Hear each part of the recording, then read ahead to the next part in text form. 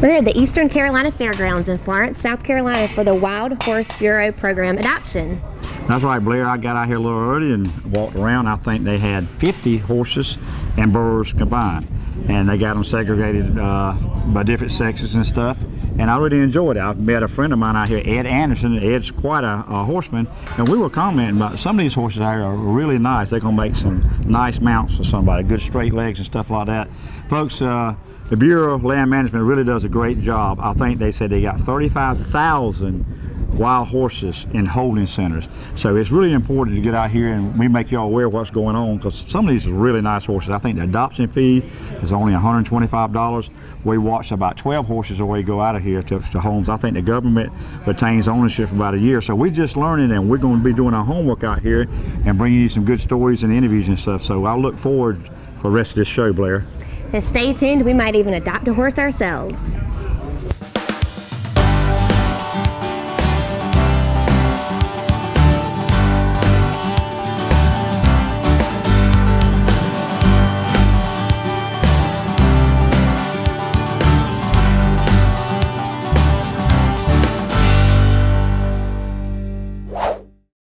Horse Tales is being brought to you today by Williamsburg Feed and Tack, your Seminole Feed and Carhartt clothing shop. Equestrian Images, making memories together. Carolina Hoofbeats, the Carolina's premier equine magazine. By Marcia Hewitt, equine specialist for the South Carolina Department of Agriculture. And by Mark Hausman Training Center, where helping people ride better horses is not just a slogan, it's an everyday occurrence.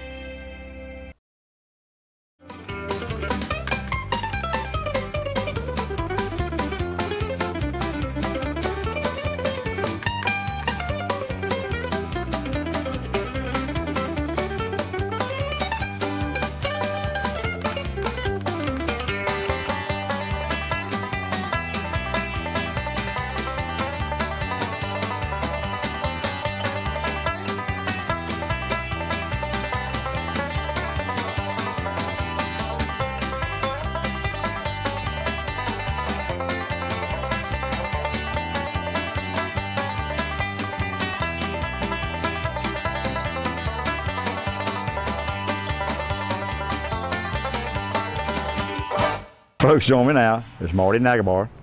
I want to let Marty tell you his name correctly and his responsibility before an old cowboy here messes up. Have at it, Marty. My name is Marty Nagabar. I'm a supervisor with the Wild Horse and Burro program, and I'm out of the BLM Southeastern States Field Office in Jackson, Mississippi.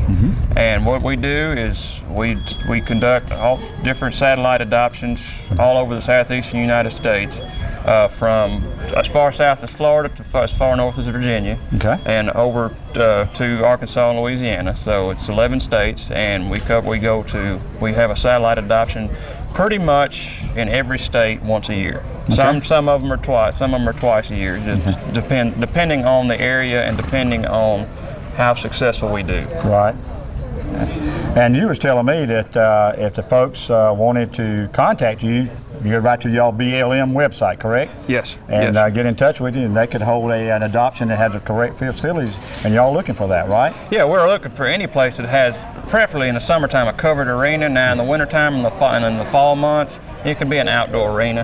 And yeah, if you just want to get on blm.gov and look us up, or with like I said, the Southeastern States Field Office, and if you're interested in having us around to hold one of these wild horse and burro adoptions, absolutely. We would love to do. We love to find different places.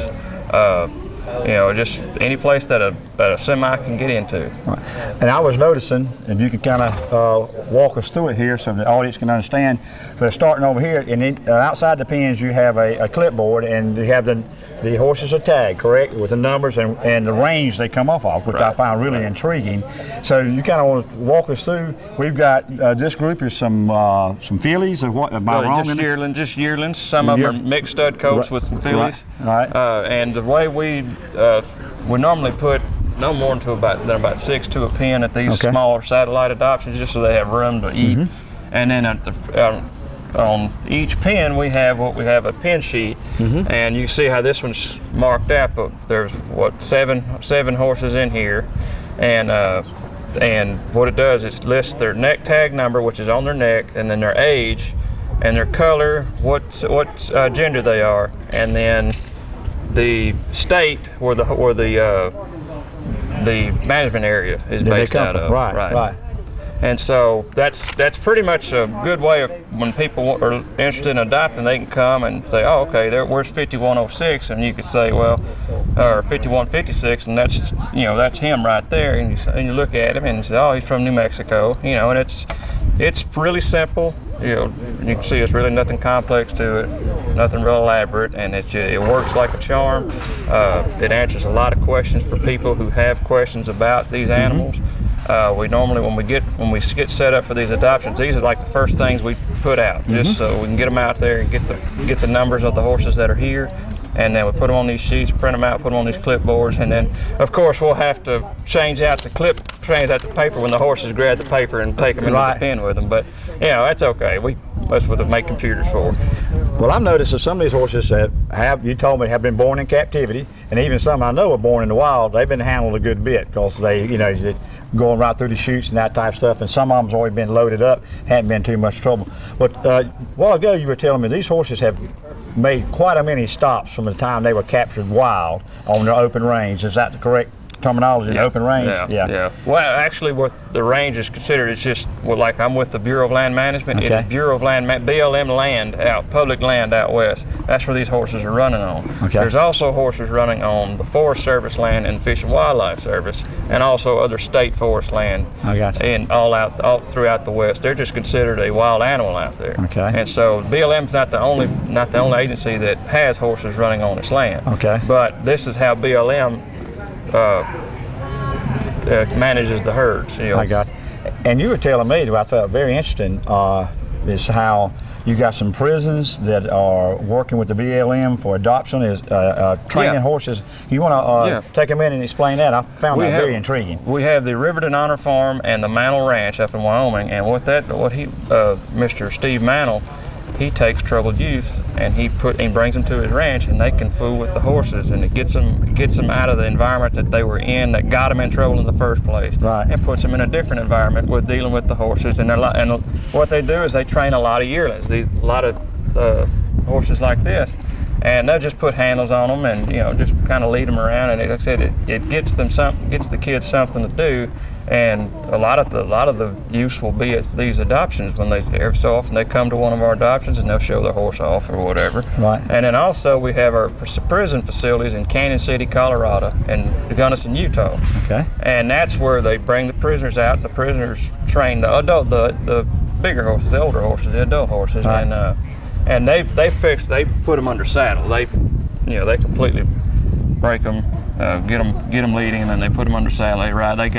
I think they say 60 days riding on them by the time they're shipped out of the prison facility. So you can go online and get that information and adopt some of those horses, correct? Yes, you can.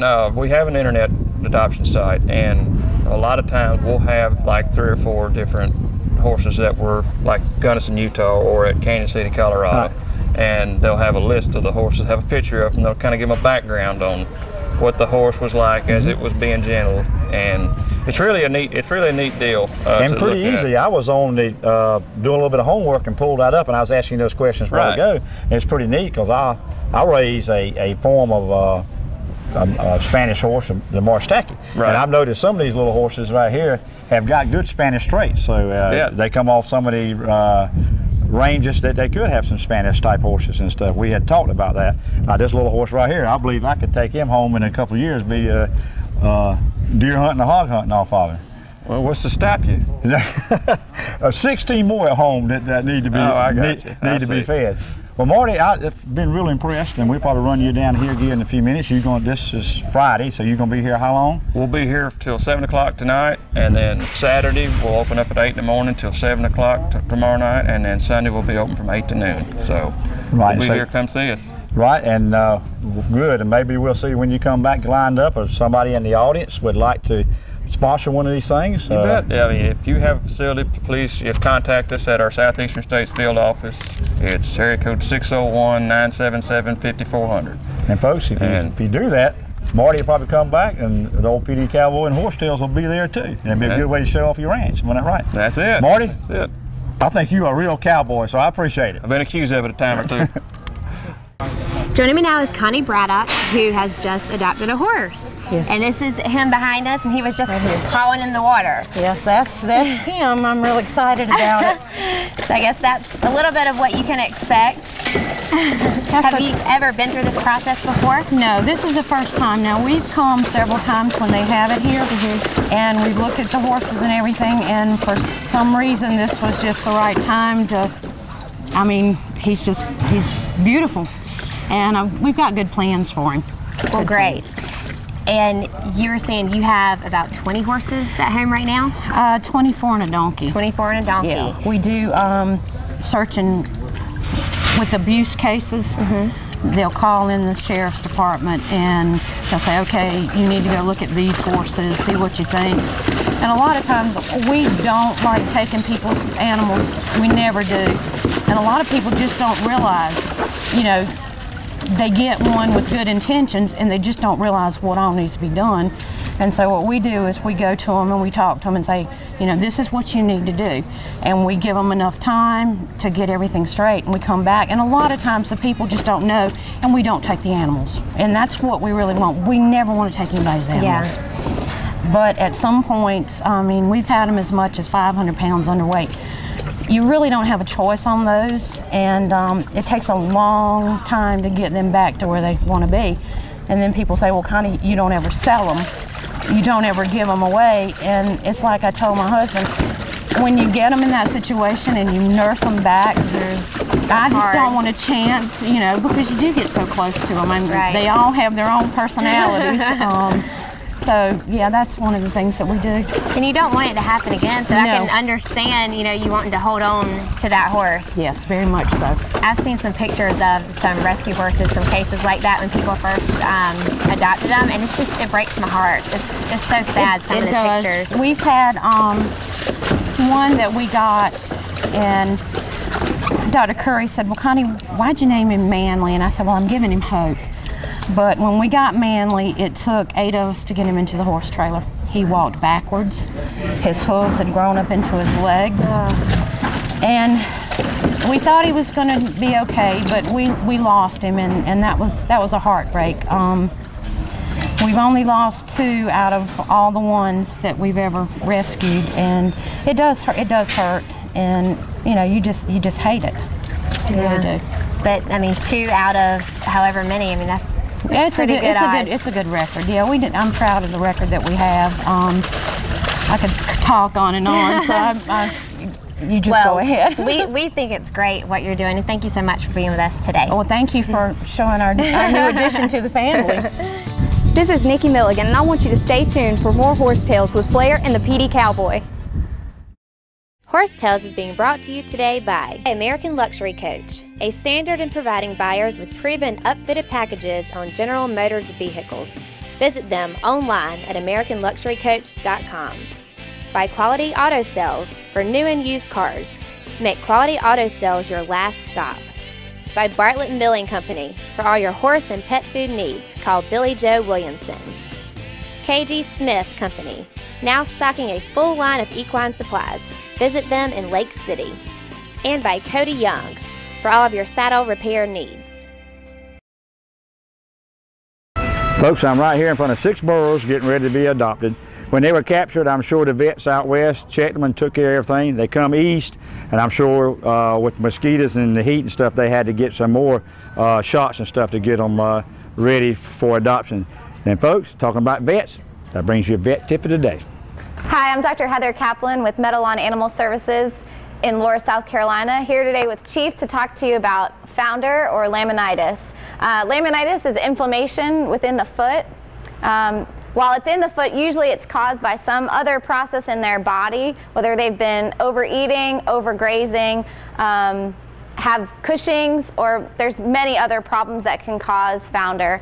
Some signs to look for are inconsistent lamenesses, trouble turning, heat or pulses in the feet, If you suspect your horse of having founder, put them in a stall and confine them and call your veterinarian. You may reach me at 843-756-6560 or email me at masequine@gmail.com if you have questions or concerns.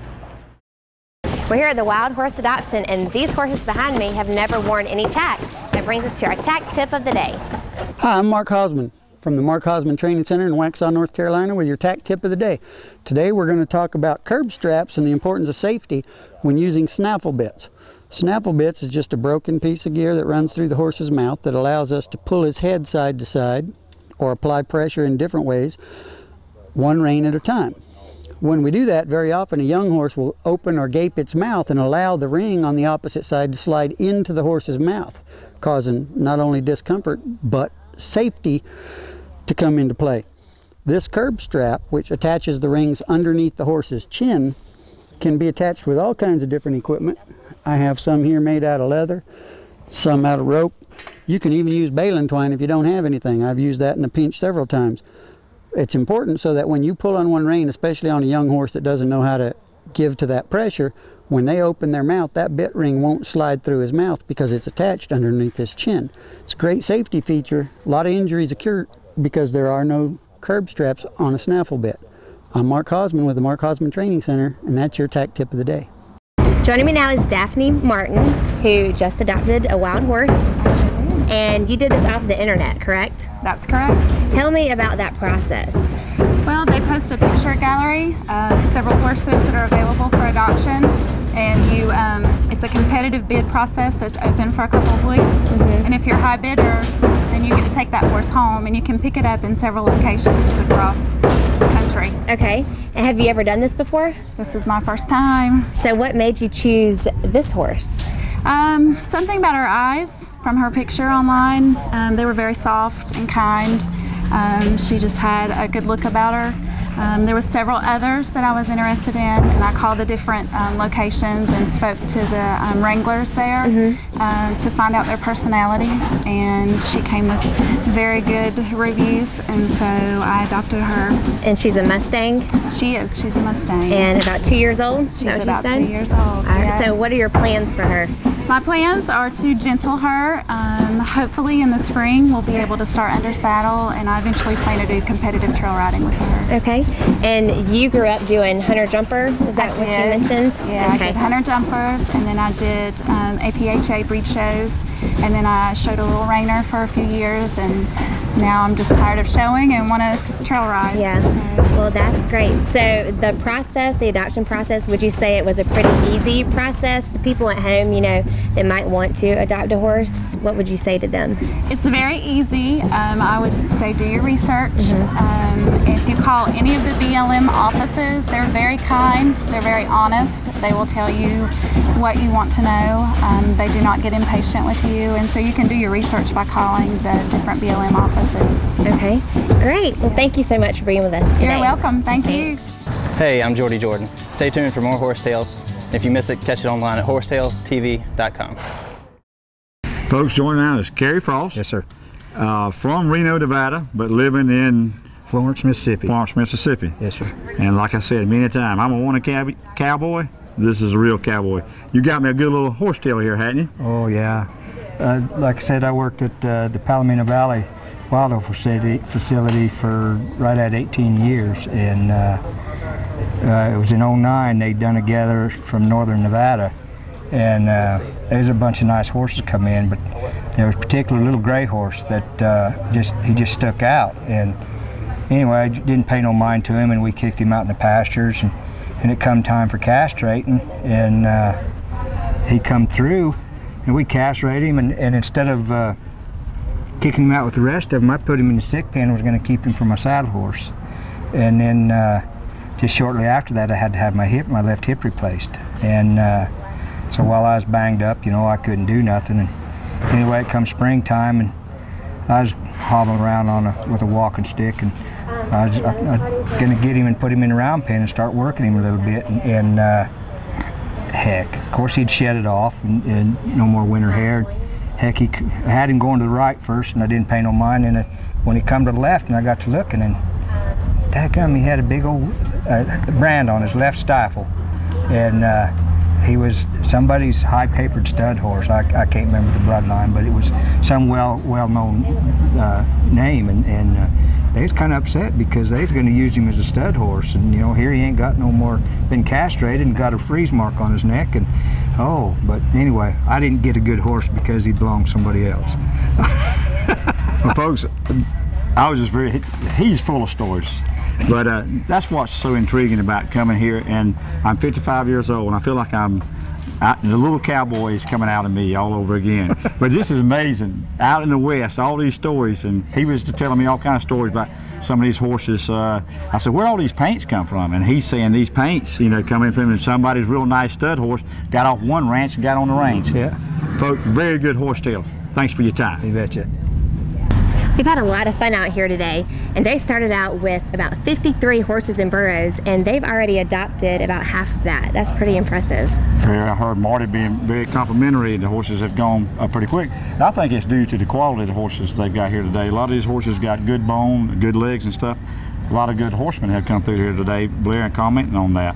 And had several friends come by today that I knew, and one was Bev Warner with Southern Eights Farm. She's already kind of hooked up with Marty, and they are planning a adoption for 2013.